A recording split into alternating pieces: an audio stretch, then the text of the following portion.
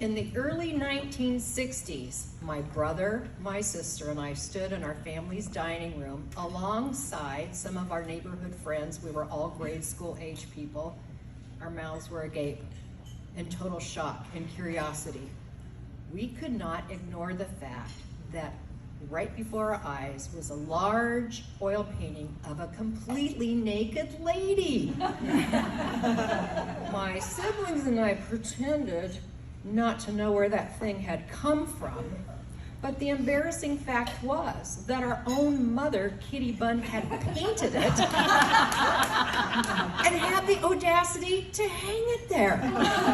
Why couldn't we be the kids whose family had a cheap reproduction of a Norman Rockwell hanging in their dining room? Our mom's best friend, Corinne Woodman, lived just around the block from us.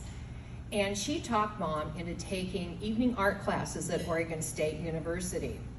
And thanks to the live nude model that posed for them, our family now had original art. I grew up in Corvallis, but now live in Sammamish, Washington, which is a bedroom community of Seattle. In October of 2021, Sammamish was named the best small city in the entire United States. Sounds impressive, right? You know what we don't have? We do not have an art center. How wonderful it is to be standing here with all of you in this room celebrating the fact that Corvallis has had an art center for 60 years. Corinne Shaps Woodman, as you probably know, was the first director of the Corvallis Arts Center, and she was for us like a second mom. She would walk over to our house on a regular basis, tap on the door. She would burst into the entry without even being greeted, and with her theatrical voice, "Kitty, you home?" And off they would go. This tall beauty with her perfectly coiffed auburn hair would wield her voice like that when she'd walk through her door. And remembering Corinne, I think of the actress Rosalind Russell on steroids. Rosalind Russell, as you probably all know, played Auntie Mame on Broadway and in film, and Corinne played it at the Albany Civic Theater. So making that connection with Rosalind Russell and Corinne is not that much of a stretch. I feel it's such a gift when a person can figure out what they're passionate about in life. I think it gives a person that does that a real sense of purpose. And for our mom, Kitty Bunn, it was art. And Mom was a stay-at-home mom raising her 3 kids and had a wonderful married partner in our dad, Bob Bunn.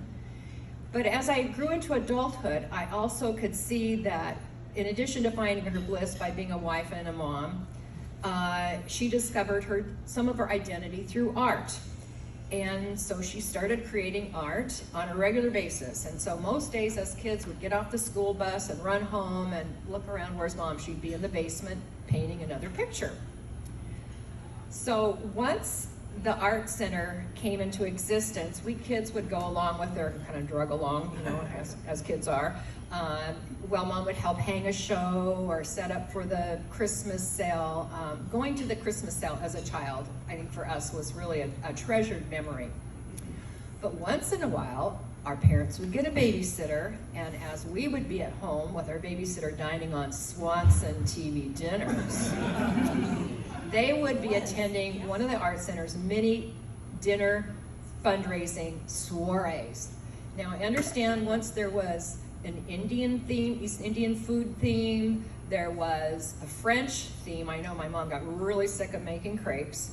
And then I heard rumors about the Greek dinner where people, it was said, actually danced on the tables. My sister Julie remembers fondly taking art classes as a youngster. And at the age of 91, a week before our mother's death, Mom was still painting. And her children, friends, relatives, our daughter-in-law has, in her office, has some of Mom's paintings. So we all have a Kitty Bunn. In fact, after she died, my brother's in her home going, nobody leaves without a painting. But those paintings are really a timeless bridge of communication that connects us to the wonderful person that created them. One of Mom's really wonderful joys was her association with Arts Care, which probably most of you already know, focused on enhancing the role of arts in medical environments.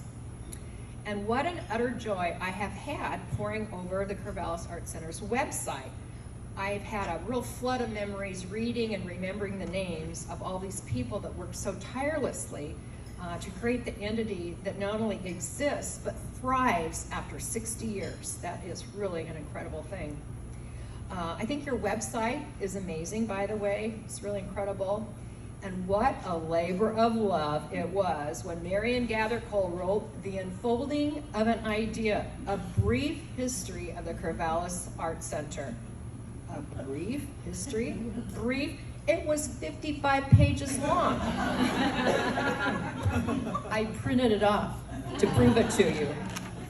And it only goes to 2002, so hint, hint. Let's see. The theme of Marian's writings were a group of like-minded people came together with a vision, a can-do attitude, put their egos aside, and simply made it happen. My brother, Tracy, my sister, Julie, and I would like to express our appreciation to the community, Oregon Community Foundation for guiding us through the process of donating these funds our parents had set aside to support worthy organizations. Our parents specifically wanted us siblings to decide what those entities would be, as they had no idea what would vet well or even be in existence after they were gone. So for us, this experience has been reaching out beyond the ether. We continue to make connections to our parents through our engagement with some of the organizations that meant the most to them. I'd also like to say thank you to Cynthia Spencer Hadlock for educating me on what the current goings-on are at the Art Center, and then sharing stories with me of her friendship with our mom. And you are a treasure, and I'm so grateful to you. And thank you to the community of people that are sitting before me tonight that continue to believe in art's role and ability to connect with humanity, not to mention it being fun and interesting. So last year, my husband and I had the incredible opportunity to travel to Egypt. So as we were at the Cairo Museum, we're looking at this painting. It's called Medum Geese. It's a painting of 5 geese. And I looked at the placard. 4,600 years ago, that was painted. 4,600 years ago. That goes to show how important art is, right? And it just blew me away. I couldn't wrap my brain around it. And because of that painting, scientists know that at one point we had a species of geese that are now extinct, and that painting proved it. I knew inherently art was important because, of course, we lived with my mother all of our lives till we left, and but to prove it to myself, I did what any self-respecting baby boomer would do. I Googled it. So it turns out some of the things are, it stimulates imagination, makes us more observant, enhances problem solving, boosts self-esteem, provides a sense of accomplishment, reduces stress, provides an avenue for us to connect to others, especially in times of crisis. And it can lead to social change and has a role in helping us fight against intolerance of different cultures. And in the words of a great friend of mine who had struggled as a teenager, but is very artistic, art is for our youth a way to express and to be heard. So many suffer in silence, and art may be their only voice and foothold into a community where they otherwise feel rejection. So whether or not we're aware of it, we allow art affect our lives in one way or another. And then allow me to just digress for a moment. Art must be essential because we use it to help us fight wars, to erase a nation's identity, then erase that nation's art and its culture and its past evaporate. I pulled this out of Seattle Times newspaper last Sunday. As Russians steal Ukraine's art, they attack its identity too. At some point when in our lives, our mom decided that each one of us kids would get to go along with her on a trip to spend time with her and then to learn about that country's art. For my sister, it was France. For my brother, Italy. And for me, it was winding through the canals of the Netherlands in a barge, where we would take day trips to the Rijksmuseum and all the museums that featured the famous Dutch masters and other art. So on the reading list for this trip was the biography of the Dutch artist Johan Vermeer.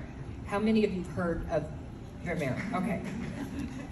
The book that I read was named out of Vermeer's famous painting, The Girl with the Pearl Earring. This is the painting right there. So as not to disappoint my mom, or more importantly, make a fool of myself with my lack of knowledge of Dutch masters and other famous artists, I dutifully read the book. In the lead-in to the trip, I happened to be in a fabric store, and in the corner of my eye, this piece of fabric just called out to me, and I thought, started with a little plan in my head. So I bought the piece of fabric, dusted off my sewing machine, and started to work on my creation. My creation I would spring on my mom and the other people on the tour on the very day we would look at this, view this wonderful painting. And as it turned out, it was perfect timing. It was the last day of the trip that we saw that. So on riding back to the barge that afternoon, we all went down to our staterooms to freshen up a bit before dinner, and Mom was kind of antsy to get upstairs with the group. And I said, hey Mom, just go on up, get us a glass of wine, I'll be up in a minute. So I quickly scurried around and grabbed what was in my suitcase. So let's review. I was wearing the pearl earrings. I had the yellow jacket. Just give me a minute, okay. And I had the headpiece that I had made with my sewing machine. Oh my God. Beautiful.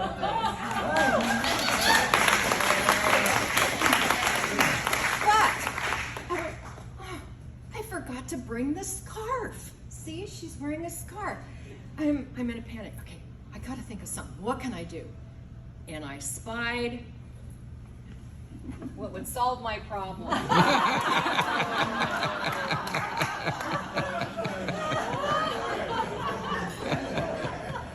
So, hang on.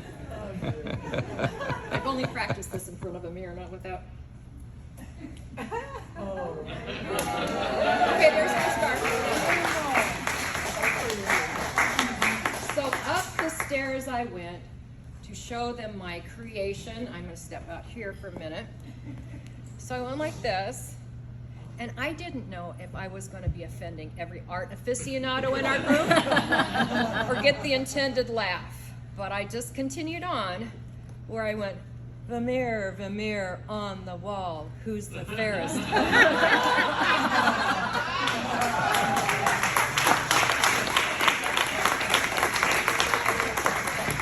So I'm happy to report I got the intended laugh. I'm happy to report I made my mom proud. Let's see. I gotta find So our mom had a great sense of humor, and for years, hanging in her studio was a poster made famous by the former mayor of Portland, Bud Clark. Okay, be familiar with it? Oh, yeah. Expose yourself to art. So thank you one and all for recognizing that to expose yourself to art is a wonderful thing to do.